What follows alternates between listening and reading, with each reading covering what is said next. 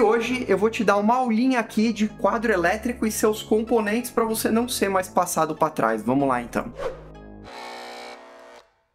Eu sou o Leandro e hoje, para você que é leigo, não entende muito isso daqui, eu vou te ensinar como é que funciona aqui, como é que é a montagem de um quadro elétrico, quais são os componentes, né, porque que tem esse monte de coisa aqui, para você entender um pouquinho aí, quando você for visualizar sua obra, aquele seu quadro que está sendo feito por um eletricista, para você poder pelo menos entender o que está sendo feito e poder validar também um pouquinho aí da instalação. Mas atenção, não estou recomendando que você faça nada ou que você opere um quadro elétrico se você não tiver experiência, ok? Porque pode ser perigoso, então não faça se você não tiver experiência. Só antes da gente continuar, aí na descrição eu tô deixando os links aí para minhas outras redes sociais, tô deixando o link também caso você queira se tornar um membro do canal e contribuir com esse canal, e além disso tem um outro link também para nossa comunidade do Discord, já são mais de 500 pessoas lá conversando sobre diversos assuntos de automação residencial, central de automação Home Assistant, rede, e lá você pode se comunicar com pessoas que têm os mesmos pensamentos, que gostam das mesmas coisas que você e também compartilhar os projetos. Bastante gente lá disponível para ajudar, disposta a ajudar. E o grupo, essa comunidade, é totalmente gratuita, então não perde tempo, já clica no link aí e se junta com a gente. E vamos dar sequência aqui.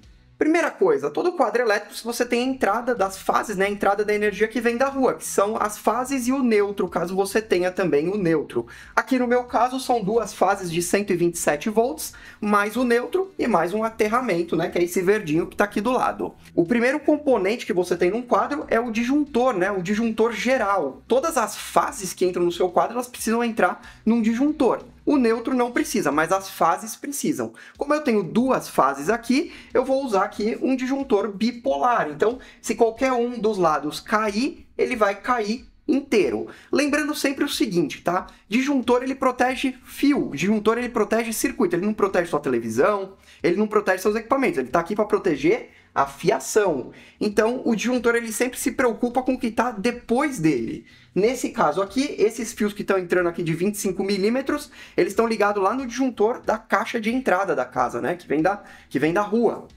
Esse disjuntor aqui, ele já está protegendo o que está para baixo dele. E isso tem que ser bem dimensionado também. Aqui eu estou entrando, por exemplo, com fios de 25 milímetros e estou colocando um disjuntor. Lá na frente tem um disjuntor de 80 amperes e aqui tem mais um de 80 na entrada com os barramentos aqui embaixo. Obviamente, esses barramentos que estão aqui embaixo, esse azul e esse vermelho, né, são barras de cobre aqui, elas suportam pelo menos essa carga de 80 amperes que o disjuntor protege. Lembrando que disjuntor tem dois tipos de proteção. Ele tem a proteção magnética, que protege contra curto-circuito, quando fecha um circuito direto, e ele tem a proteção térmica, que protege contra sobrecarga, ou seja, aqui é um disjuntor de 80 amperes. Então, se você começar a colocar 81, 82, 83, ele vai esquentar e vai desligar, abrindo o circuito todo e protegendo toda a minha instalação. Então, esse é o objetivo de um disjuntor. E o que mais nós temos nos quadros, né? Porque disjuntor a maioria das pessoas conhece, talvez não nos detalhes. Mas a gente tem outros componentes atualmente aqui nos quadros, que são os DPS e os DRs, e eu vou explicar um pouquinho aqui para vocês, né? E a primeira coisa que nós temos aqui depois do nosso disjuntor, lembrando que já o circuito já está passando pelo disjuntor de entrada. Tem outros depois de distribuição que eu vou falar um pouquinho, mas está passando aqui pelo disjuntor de entrada. E o que a gente tem logo em seguida aqui do disjuntor? Nós temos os DPS, que são dispositivos contra surto, eles protegem a sua rede contra surto elétrico, né?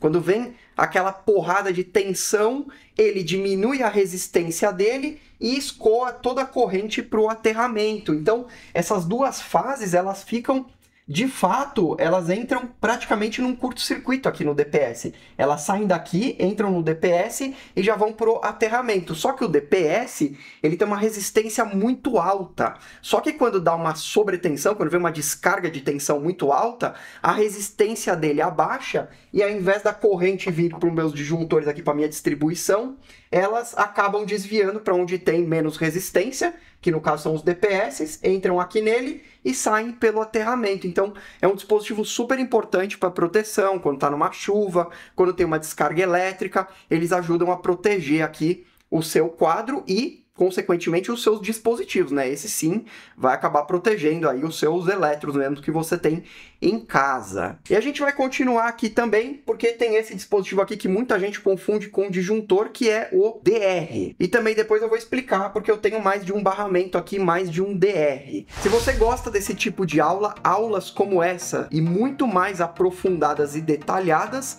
vão ser adicionadas ao curso da Central Home Assistant de automação residencial, curso esse já existente. É um curso voltado inclusive para iniciantes, onde você aprende conceitos de casa automatizada, de casa inteligente, você aprende como instalar a central de automação Home Assistant em vários sistemas, como configurar, como criar seu dashboard, como criar o seu próprio hub Zigbee compatível com a maioria dos produtos do mercado, tirando aí as amarras dos fabricantes que querem que você utilize somente os produtos deles. Aqui você fica livre para usar uma série de produtos de automação. Eu te ensino como criar automações, como criar cenas, inclusive como dar manutenção no seu sistema de automação. E se você fizer esse investimento agora, o link está na descrição. Quando eu adicionar todas essas aulas de infraestrutura, de como criar sua infraestrutura para automação, como preparar uma casa para automação, você vai ter acesso a todas essas novas aulas sem custo adicional. Ou seja, você está investindo em um curso completo agora, que já vai te dar muita base com uma central de automação super completa e vai levar 2 cursos muito em breve. E o melhor, você pode fazer esse investimento em até 10 vezes sem juros, porque quem paga os juros aqui sou eu nesse caso. Você vai ter 10 parcelinhas fixas. Então, não perde tempo, já faz a sua inscrição para você garantir o acesso a todos esses módulos adicionais que vão ser colocados posteriormente. E vamos dar sequência aqui, voltando a falar aqui do DR, né? Então, nós já temos aqui o dispositivo de proteção contra curto-circuito e contra sobrecarga. Nós já temos aqui o dispositivo de proteção contra surtos de tensão, contra descargas. E aqui o DR, para que serve o DR? O DR é um dispositivo basicamente para você não tomar choque. O DR, ele é um dispositivo que ele verifica tudo que está entrando e tudo que está saindo. Então, se uma criança ou você mesmo encosta numa tomada, numa água, encosta um fio energizado, por exemplo, vai ter uma fuga de corrente que vai para a pessoa. Esse dispositivo vai detectar isso daqui e vai cair antes mesmo que você sinta o choque, ok? E agora, sabendo que o DR é um dispositivo importante, eu vou explicar por que eu tenho 2 aqui. 2 nesse quadro, porque eu tenho mais um no quadro de cima, mais um no quadro de baixo, mais um no quadro da área técnica onde fica a caixa d'água. Só passando por esse ponto antes. Por isso que eu tenho todos esses disjuntores aqui. O disjuntor principal, ele distribui para outros 6 disjuntores. Um deles vai lá para o quadro da cobertura, né, onde tem a área técnica, onde fica a caixa d'água. Um outro aqui, 2 aqui, vão para o quadro do térreo, que são esses 2 barramentos que eu já vou explicar. A gente tem um que vai para o quadro superior, que alimenta aqui o andar de cima, outro que vai para o quadro inferior e um dedicado ao quadro da piscina, que controla somente as máquinas da piscina, lá os motores. E toda essa divisão é para economizar fiação também e para distribuir melhor os circuitos, né? Porque se cair alguma coisa em alguns aqui dos DRs, eu não derrubo os outros quadros, eu não derrubo a casa inteira. E por que eu tenho 2 barramentos aqui? Por que eu separo os DRs? Por quê? Porque DR é suscetível à área molhada. Lembra que ele cai com fuga de energia e ele é muito sensível. A área da cozinha, que é uma área molhada, pode voar água numa tomada, pode ter uma tomada lá que vai molhar alguma coisa e vai cair o DR. Então eu separei da sala. Então se cai o DR aqui da cozinha, só derruba as coisas que estão na cozinha, que é forno, fogão de indução, esse tipo de coisa. Não derruba todos os equipamentos da sala e não derruba os outros quadros, porque os outros quadros têm seus próprios DRs. Então foi só uma distribuição que foi feita aqui no quadro. Lembrando que o quadro precisa de aterramento, é bom você passar aterramento para todas as suas tomadas, por questão de segurança aí dos seus equipamentos. Você precisa ter o DR para evitar choque, você precisa ter o DPS para proteger contra surtos de energia, e você tem que ter os disjuntores, obviamente, para proteger contra sobrecarga e curto-circuito. Esses são os componentes básicos do quadro que todo quadro deve ter. Lembrando que os fios têm que ser dimensionados corretamente para o disjuntor que você está usando. O disjuntor protege a fiação que está depois dele.